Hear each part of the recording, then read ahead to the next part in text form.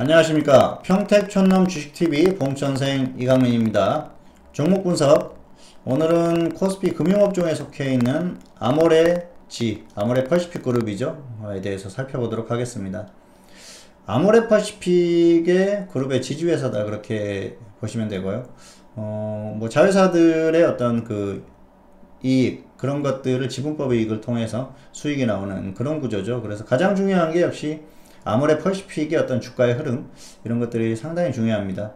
사실 실적이나 이런 부분들은 꾸준히 좋게 나오고 있는데요.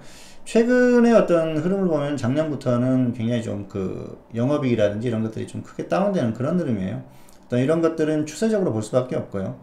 화장품주들의 그동안의 그 폭발적인 성장세, 그런 것들은 멈췄다, 그렇게 보시면 될 것 같습니다. 특히 아모레 퍼시픽 그룹 같은 경우에는 역시 그 엄청난 흐름을 보였었는데 이제는 좀 한계에 온 것이 아닌가, 그렇게 보시는 게 맞을 것 같습니다.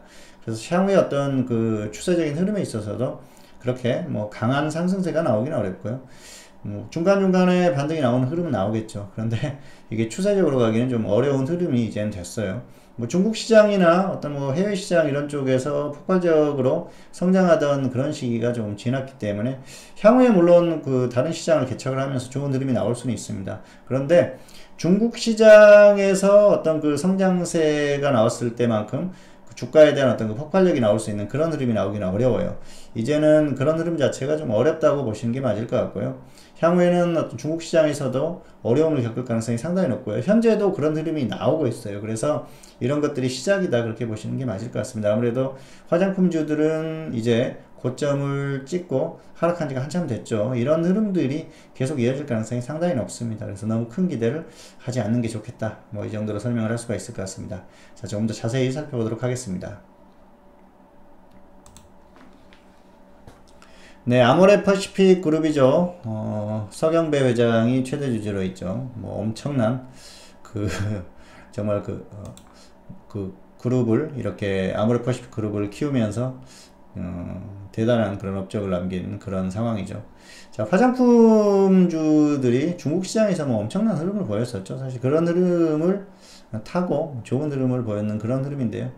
최근에 이제 뭐 화장품 쪽에서도 뭐 중국 쪽에서 어려움을 조금씩 겪고 있는 그런 흐름이고요. 이런 것들이 추세적이라고 보시면 될 것 같습니다.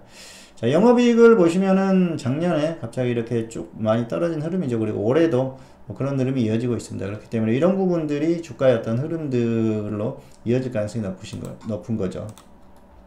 자, 보시면은, 자, 한번 보실까요? 영업이익이 계속해서 증가를 하다가 2016년까지 증가를 했죠. 그런데 이제 거의 뭐 2015년이 정점이라고 보면 됩니다. 성장성이 거의 멈췄다, 그렇게 보시면 될 것 같은데요. 그 이후의 흐름 자체가 좋지 않게 변한다는 게 상당히 좋지 않죠. 자, 주가를 한번 보실까요? 2015년 7월이 고점이었었죠. 이런 부분입니다. 영업이익이라든지 수익, 뭐 매출, 이런 것들이 폭발성이 멈췄다는 것이죠. 그렇기 때문에 이런 주가의 흐름이 나오는 것이고요.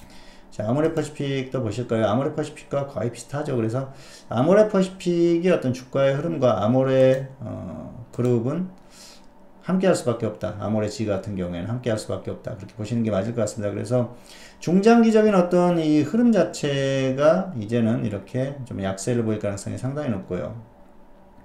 자, 보시면은 여전히 뭐 시가총액 면에서는 굉장히 뭐 5조 원 정도의 어떤 그런 흐름들을 보이고 있습니다. 금융업종에 속해 있지만은 이 종목 같은 경우에는 역시 아모레 퍼시픽의 어떤 그 흐름, 이런 것들을 보면서 접근할 수밖에 없습니다. 기업 흐름은 계속 꾸준히 괜찮은 그런 흐름이죠. 뭐 아모레지 같은 경우에는 뭐 고평가되어 있거나 그렇다고 보기 어려운 종목인데요. 아모레 퍼시픽 자체가, 아모레 퍼시픽을 한번 보시도록 하실까요?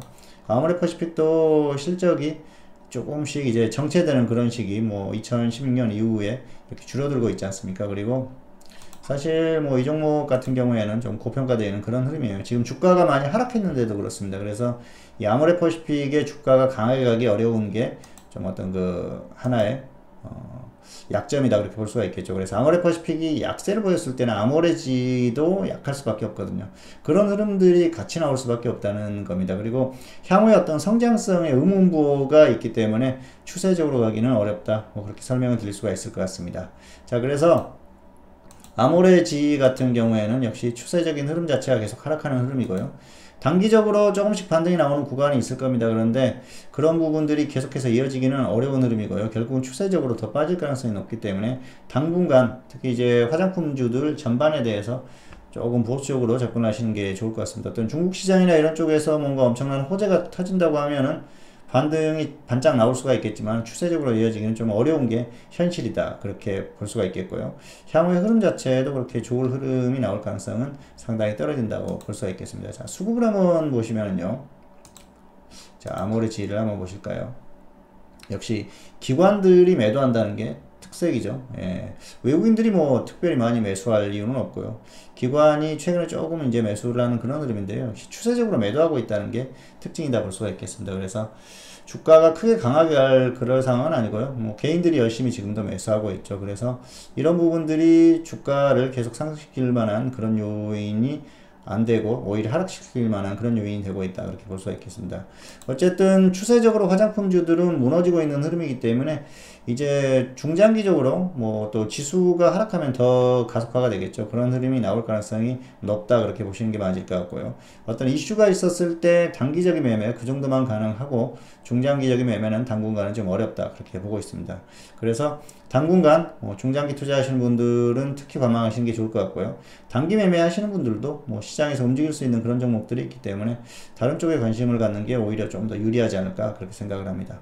그래서 아모레지의 주가의 흐름에 있어서는 추세적으로는 더 하락할 가능성이 상당히 높다, 뭐 이렇게 결론을 내릴 수가 있겠습니다.